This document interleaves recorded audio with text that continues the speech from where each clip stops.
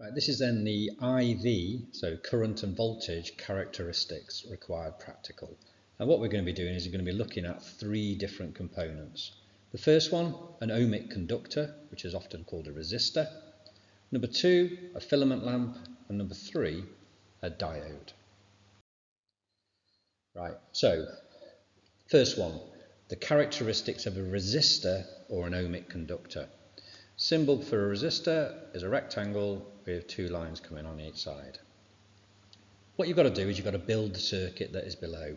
So here we've got a power source, right, which is kind of like a battery. We've got a variable resistor.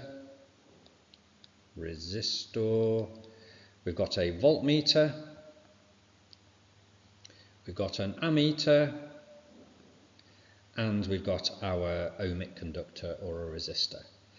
And obviously each one of those lines in between is then a wire. Now to actually get a set of results, what you've got to do is you've got to adjust the variable resistor.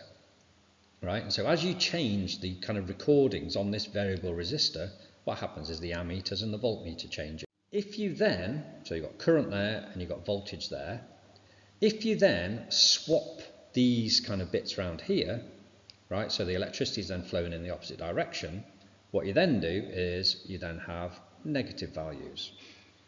All right, that is then a resistor. The second method is then doing it for a filament lamp.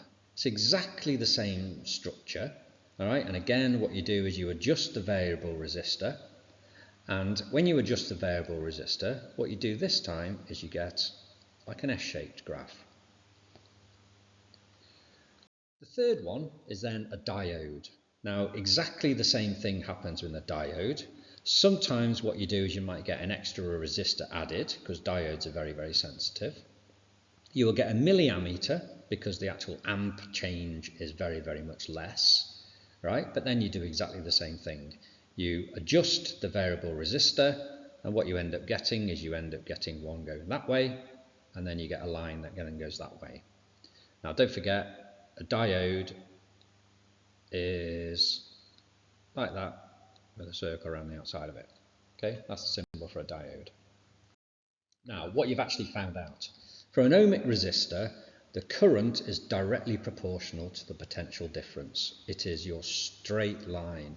So as the potential difference goes up, the current goes up by an equivalent amount.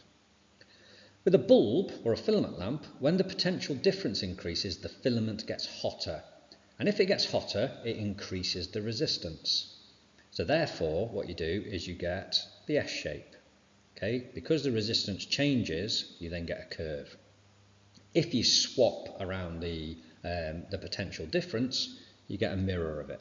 Okay? But the whole point in it now is as you get more and more potential difference, it gets hotter, which then makes the resistance higher. The last one, the diode. With a diode, you can add potential difference, and only then at a certain point does the diode actually let current flow. If you reverse it, no current flows at all, however much potential difference you're actually putting into it. Right, now with this, the most important thing is you're going to get three graphs. Right, the method is there. You're going to get a graph like that. You're going to get a graph like that, right? And then you're going to get a graph like that. You've got to know the reason why that one is straight, which I then just explained. You've got to know the reason why that is S-shaped, because as it gets hot, the resistance changes. And you've got to know this one, right, which is a diode, which only allows current to flow at certain potential differences.